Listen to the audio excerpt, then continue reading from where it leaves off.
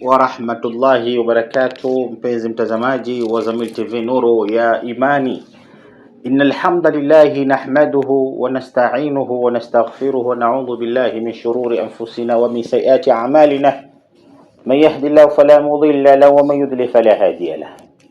Wa ashhadu an la ilaha illa Allah wa ashhadu anna sayyidana wa habibana wa 'azimana wa sayyidana muallimana Muhammadun sallallahu alayhi wa sallam.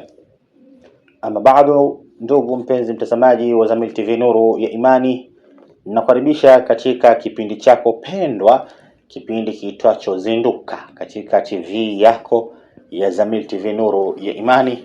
Ni mimi wako, mtumishi wako, ninaye kuhusia na kutoa nasaha katika kipindi hiki ya Zinduka. Ninaitwa Muzammil Omar Faruq, japo wengi wamenipachika cheo kwa kunipa shekhe, ustadhi, lakini bado sijafika level ya kuwa shekhe, sijafika level ya kuwa ustadhi. Utaona kwenye mitandao Shekhe Zamyl, utaona kwa mitandao mingine Shekhe Muzammil, lakini bado sijafika level ya kuitwa shekhe. Sisi ni miongoni mwanafunzi mdogo kabisa katika ilmu, lakini hii tunayofanya kutafuta radhi ya Mwenyezi Mungu Subhanahu wa Ta'ala, ili kesho tukisimamishwa mbele ya Allah, siku nzito kabisa, siku ambayo kwamba Mwenyezi Mungu anatueleza katika Qur'an, yauma yafiru almar'u min akhi, siku ambayo kwamba baba atamkimbia mwanae na mwana atamkimbia babake, atamkimbia mama yake. Lakini basi ni siku nzito ambayo kwamba hakuna kitachomfaa mtu, sio mali, sio pesa, sio familia, isipokuwa ni matendo yake. Na mimi pia Mwenyezi Mungu Subhanahu wa Ta'ala, hiki ambacho kwamba nakifanya mbele yenu na kuwapa nasaha, kwa sababu Qur'an inatuambia fadhakir fa inna dhikra tanfa'ul mu'minin. Tukumbushaneni, pale mnapokumbushana basi panaweza wakawafaa au mkawatoa watu ambao kwamba walikuwa katika giza mkaweka katika nuru. Mpenzi mtazamaji wa Zamyl TV Nuru wa Imani, kama nilivyokueleza hapo awali, kipindi chetu ya Zinduka ikielezea masala mbalimbali ikiwemo mauti, afya, mambo mengi kuhusu Uislamu na kuhusu jamii nzima. Na kabla sijaingia moja kwa moja katika kipindi chetu, ningependa kuwashukuru wale wote ambao kwamba wanatufuatilia kwa ukaribu zaidi kupitia ukurasa wetu wa Zamyl TV kupitia YouTube. Mwenyezi Mungu awalipe. Na wale wote ambao kwamba wanatusupport kupitia WhatsApp kwa kutumia message, kuwakera kila wakati, kuwaomba misaada ya safari ya kidawa, kwenda huku kwenda kule, mwenye 200 yake, mwenye shilingi 50 yake, mwenye shilingi 20 yake, tutumie ili kuweza kufanya harakati kama hii nzima ya da'wa. Mwenyezi Mungu hawalipe, kwa sababu mtu anatuambia adalu alkhairi kafailihi, mwenye kumuongoza mtu katika khairi basi Mwenyezi Mungu anamlipa kama yeye ndiye aliyefanya khairi. Wallahi, tunaporusha matangazo kama haya, kuna wifi, kuna masuala ya editing, kuna masuala ya cameraman, hii yote ni hakuna wafadhili wallahi, isipokuwa ni nyinyi wapenzi watazamaji mnatutizama, kutusupport katika ukurasa wetu wa WhatsApp. Na kama bado haujaweza kuungwa katika group la WhatsApp ya Zamyl TV Nuru wa Imani, namba zitapita hapo, utanitumia message kupitia namba hizo na kisha nitakuunga kwa group letu la WhatsApp la ukurasa wa Zamyl TV Nuru wa Imani, upate maudhui mbalimbali, darasa mbalimbali, dua mbalimbali kupitia TV yako pendwa. Mpenzi mtazamaji wa Zamyl TV Nuru wa Imani, leo tutazungumzia masala ya neema ya Mwenyezi Mungu Subhanahu wa Ta'ala, fadhila ya Mwenyezi Mungu Subhanahu wa Ta'ala. Ikiwa fadhila kubwa kabisa, neema kubwa kabisa, ndugu yangu mtukufu, ni wewe kuwa Muislamu. Ukiwa Muislamu, basi Mwenyezi Mungu Subhanahu wa Ta'ala amekupendelea kupa nuru hii ya Uislamu, kwa sababu Mwenyezi Mungu atuambia inna dina indallahi alislam. Hakuna dini Mwenyezi Mungu Subhanahu wa Ta'ala ataikubali siku ya kiyama isipokuwa ni dini ya Uislamu. Basi ukiwa wewe ni Muislamu, sema alhamdulillah, mshukuru Mwenyezi Mungu Subhanahu wa Ta'ala. Na sio kwa Muislamu jina tu. Kuna baadhi ya Waislamu ni Waislamu mavazi, mtu amevaa kanzu, amevaa kofia ni Muislamu. La, Muislamu hayuko hivyo. Sifa ya Muislamu ya kwanza kabisa, Muislamu ni yule ambaye kwamba jamii itasalimika kupitia ulimi wake. Jamii na watu wanaomzunguka watasalimika kupitia ulimi wake. Huu ni sifa moja ya Uislamu. Maana kusalimika vipi? Yani Muislamu huyu ni jamii na majirani watasalimika kupitia ulimi wake, asio ni mwenye matusi. Ukiwa Muislamu haufai kuwa mwepesi wa kurusha maneno mabaya mabaya kwa watu. Mtu ni mfano, unapata ni jirani yako, pengine ni mlevi, ametumbukia kwenye ulevi. Wewe Muislamu una haki kumtukana, kumuita wewe mlevi, wewe hivi. Hapo utakuwa sifa ya Uislamu utakuwa huna, bali utakuwa ni Muislamu mavazi. Sifa ya Muislamu ya pili ni mengi, lakini tutazungumzia baadhi. Sifa ya Muislamu mwingine ambaye kwamba watu tasalimika kupitia ulimi wako ni wewe pale utapoona mwenzako amepata tatizo, mathalan amefiwa, ni Muislamu au sio Muislamu, basi ni wewe Muislamu kumuunga na kumfariji katika mazito anaopitia, aidha ampoteza mwanae, amempoteza mama yake, amempoteza mke wake, basi wewe ni Muislamu, basi unaruhusiwa kumfariji, bali tu usifanye yale yatakuwa nje na sheria ya Kiislamu. Mpenzi mtazamaji wa Zamyl TV Nuru wa Imani, Uislamu wallahi ni amani. Kama nilivyosema, jina la Kiislamu ni amani. Basi ukiwa wewe ni Muislamu, penda kudumisha amani. Muislamu usiye mwenye vurugu. Ukipata Muislamu basi ameanza kuweka maandamano ya siasa na yeye yuko mstari wa mbele, huyo sifa ya Uislamu hana, basi hatakiwi kabisa kuitwa Muislamu, kwa sababu Uislamu ni amani. Ukiona Muislamu amechukua panga akamuua mwenzake, kama ndugu zetu tunaona Al-Shababu, Al-Qaida, Boko Haram, hawa hawana sifa ya Kiislamu. Muislamu haruhusiwi kuua nafsi nyingine hata kama asiyekuwa Muislamu. Muislamu ni mtu ambaye kwamba hudumisha amani sehemu yoyote. Basi ukiwa wewe ni Muislamu na hauna sifa hizi, basi tambua Uislamu wako una mashaka na jaribu kujirekebisha, na mlango wa Mwenyezi Mungu Subhanahu wa Ta'ala uko wazi. Hata kama umefanya dhambi ya aina gani, Mwenyezi Mungu Subhanahu wa Ta'ala mlango wake uko wazi. Inna Allah afuhu yuhibbul afwa. Mwenyezi Mungu Subhanahu wa Ta'ala ni msamehefu na napenda mwenye kusamehe. Wallahi usikate tamaa. Wewe umekuwa umepotoka kabisa, lakini mlango wa Mwenyezi Mungu, ili mradi unapumua, basi rudi kwa Allah Subhanahu wa Ta'ala na mlango wake uko wazi. Ndugu mpenzi mtazamaji, ilikuwa ni kidokezo tu katika yale kuelezea sifa ya Uislamu, na pia moja ya fadhila ya Allah Subhanahu wa Ta'ala na upendo wa Mwenyezi Mungu mkubwa kabisa ni wewe kukupa nuru ya kuwa Muislamu. Na ya pili ni neema ya afya. Kwa na afya sema alhamdulillah. Ndugu yangu, usichezee afya yako, ilinde afya yako. Afya ni mali, afya ni dhahabu, afya ni lulu, afya ni almasi. Lakini baadhi ya watu cha ajabu wanazichezea afya yao. Utapata Muislamu amezaliwa akiwa na afya nzuri, Muislamu amezaliwa akiwa na siha nzuri, lakini huja kuchezea afya yake. Wallahi kuna ndugu zetu wako hospitalini leo, ukiangalia kuna baadhi ya watu wako hospitalini wamekiwa oxygen, wameshindwa kupumua. Kuna baadhi ya Waislamu wako hospitalini hali maututi, hajui anaingia wala hajui anaitoka. Lakini wewe unatembea, wewe unalala vizuri, unakula vizuri, mshukuru Allah Subhanahu wa Ta'ala. Ukisema maisha magumu, wallahi kuna watu wenye maisha magumu, yani yako ni afadhali. Kuna mtu akiamka asubuhi wallahi hajui atakula nini. Kuna mtu akila asubuhi, mchana hajui kama atapata, na kila mchana hajui jioni kama atapata. Lakini wewe unajua asubuhi utakunywa chai, mchana utakula lanji, jioni utakula ndo sapa, sijui ndo cha jioni. Wewe wallahi hauna shida, sema alhamdulillah. Kuna baadhi ya ndugu zetu wako Palestini, nchi yao ina vurugu, ina ugomvi, watu hula kwa mashaka, chakula kimekuwa cha tabu, watoto hufa na njaa.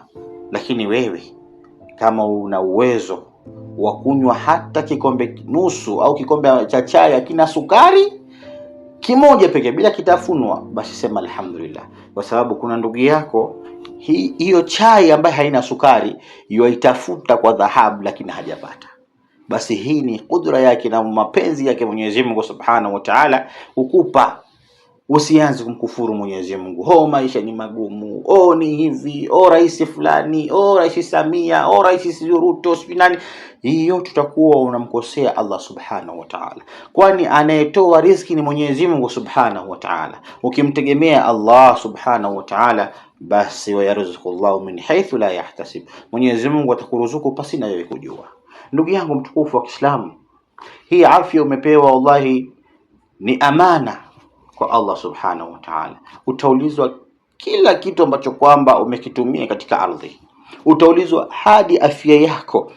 Mwenyezi Mungu subhanahu wa ta'ala amekupa afya nzuri, mapafu mazuri, unapumua vizuri, lakini cha ajabu ndugu, unaenda dukani kununua sigara, na sigara yenyewe ukiangalia kwenye pakti imeandikwa uvutaji wa sigara ni hatari kwa afya yako. Unavuta sigara, unaharibu mapafu yako. Na hii Mwenyezi Mungu subhanahu wa ta'ala atakuuliza, mapafu yako uliharibu vipi? Je, uliharibu mapafu yako kwa kusoma Qur'ani? Pengine kuna watu wakighani Qur'ani, kina Abdul Basit marehemu walikuwa wakisoma Qur'ani mpaka mishipo katika, kwa kurefusha aya za Qur'ani kwa sauti nzuri, kuburudisha watu kwa Qur'ani. Mwenyezi Mungu atakuuliza afya yako umeitumia vipi? Leo umepewa afya nzuri ya akili, wewe unaenda kuchukua bangi, unavuta bangi, unaharibu akili yako. Mwenyezi Mungu atakuuliza. Wewe Mwenyezi Mungu subhanahu wa ta'ala amekupa ini nzuri ya kuchuja damu, amekupa figo nzuri, wewe unaenda kununua tembo, unaenda kununua pombe kali, chang'aa, busaa, mnazi, unakunywa pombe bila kula, ini lako linaharibika baada ya kunywa pombe.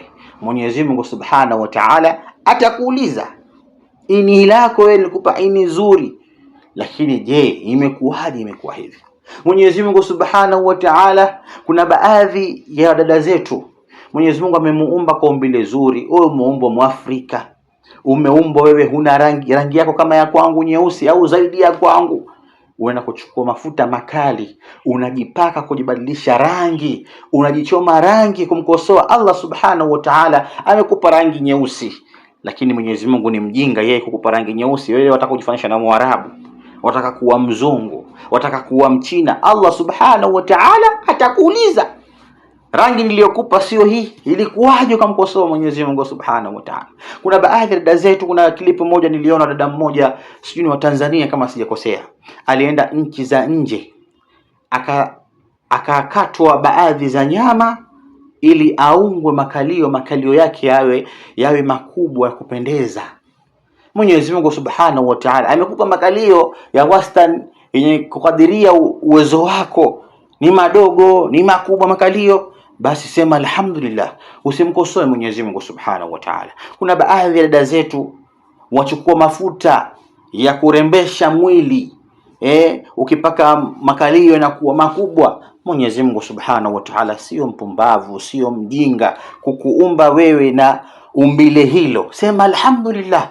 Wallahi kuna baadhi ya ndugu zetu kwa hospitalini yatamani kutoka, lakini Mwenyezi Mungu amempa mtihani wa kulala. Mwangalie Nabii Ayub, alipata mtihani wa maradhi, miaka yuko kitandani, lakini hakuacha kabisa kumsabihi na kumshukuru Mwenyezi Mungu subhanahu wa ta'ala. Iweje wewe leo hii unamkufuru Mwenyezi Mungu kwa kupata homa tu? Iweje Mwenyezi Mungu subhanahu wa ta'ala unamkufuru kwa kuumwa na kichwa tu? Leo kuna baadhi ya ndugu zetu ni wa kiume, Mwenyezi Mungu amemuumba ni rijal, ni mwanaume, lakini anaanza kujibadilisha tabia, anaanza kujificha na watoto wa kike. Na kuna baadhi ya wanaume, masala ya ushoga, leo ni mwanamume lakini anaingiliwa kinyume na maumbile, ajifananisha na mwanamke. Na kuna baadhi ya wanawake pia hujifananisha na wanaume, wanasagana. Wewe Mwenyezi Mungu amekumba wa kike, sema alhamdulillah, shukuru. Na wewe pia amekumba mwanaume, sema alhamdulillah, ni mwanaume. Mwenyezi Mungu ameumba sehemu maalum ya kufanya tendo ya kustareheka, sio kinyume na maumbile. Kile sehemu ambayo kwamba amekuwekea Mwenyezi Mungu ni sehemu sahihi ya kustareheka na sehemu ambayo kwamba inafaa. Na kile mwanaume unachukuliwa na mwanamume mwenzako, subhanallah, inna lillahi wa inna ilaihi rajiun, ni msiba mkubwa. Anakuinamisha, anafanya na wewe tendo sehemu chafu, sehemu ambayo kwamba haifai kabisa. Na si kwamba ni wanaume tu, kuna baadhi ya wanaume pia wake zao wanawafanya kinyume na maumbile. Na kuna baadhi ya wanawake wanakuambia, mimi bila kunifanya nyuma mimi sipati hisia. Huyo mwanamke inabidi umpe talaka siku hiyo hiyo. Talaka siku hiyo hiyo. Mwanamke ambaye kwamba anakuambia mimi sipati hisia mpaka uniingilie nyuma, huyo mwanamke ni sheitani. Huyo mwanamke hafai, unafaa umwandikie talaka. umwache siku hiyo hiyo. Lakini kusema mke wangu nampenda sio hivi, atakuletea maafa makubwa ndugu yangu mtukufu wa Kiislamu. Mwenyezi Mungu Subhanahu wa Ta'ala, nikimalizia, amekupa nywele nzuri, nywele ya kipilipili, nywele ya kipilipili, lakini leo hii unamkosoa Mwenyezi Mungu Subhanahu wa Ta'ala, unaenda kuchukua kalikiti, unaenda kuchukua chemical unaweka kwenye nywele. Hata baadhi ya wadada, haifai mwanamke kupaka chemical kwenye nywele, wala mwanaume haifai. Mwenyezi Mungu Subhanahu wa Ta'ala amekupa nywele zako ni ngumu kama stili waya kama za kwangu, basi sema alhamdulillah, lakini sio namkosoa Mwenyezi Mungu Subhanahu wa Ta'ala. Na Mwenyezi Mungu wallahi ana uwezo wa kukufanya wewe kitu chochote. Leo unachukua makalikiti hiyo unapaka kwenye nywele, Mwenyezi Mungu aweza kukupa maradhi ambayo kwa ni ajabu kabisa. Leo kuna baadhi ya watu walitaka kumkosoa Mwenyezi Mungu. Angalia kina Firaun, walijiita ni wao ni Mungu, waliita wao ndio kiongozi katika hii dunia, lakini wako wapi leo? Mwenyezi Mungu aliwaondoa, licha ya kuwa walikuwa na mali, walikuwa na ufalme, walikuwa na majeshi, lakini Mwenyezi Mungu amfanya nini? Akawaondoa. Kwa hiyo kupata ni kwa Mwenyezi Mungu na kukosa pia ni kwa Mwenyezi Mungu Subhanahu wa Ta'ala. Khairu min Allah wa sharru min Allah. Ukipata sema alhamdulillah, na ukikosa sema alhamdulillah. Mwenyezi Mungu Subhanahu wa Ta'ala anajua kwa sababu gani amekunyima, na Mwenyezi Mungu Subhanahu wa Ta'ala anajua kwa sababu gani amekukataza hiyo kitu kupata. Kwa hiyo Mwenyezi Mungu Subhanahu wa Ta'ala atujalie kwa hayo machache au mengi tuliyozungumza, atujalie ni wenye kusikia na kuyafuata, na Mwenyezi Mungu atufanyie wepesi kwa yale yote ambayo tumekosea, na Mwenyezi Mungu atujalie ni wenye kushika njia, ihdina siratal mustaqim, na Mwenyezi Mungu atujalie tutakapofariki basi tufe na la ilaha illa Allah Muhammadur Rasulullah. Kwa hayo machache au mengi, wassalamu alaikum wa rahmatullahi wa barakatuh, wa ila liqa, ma'a salam.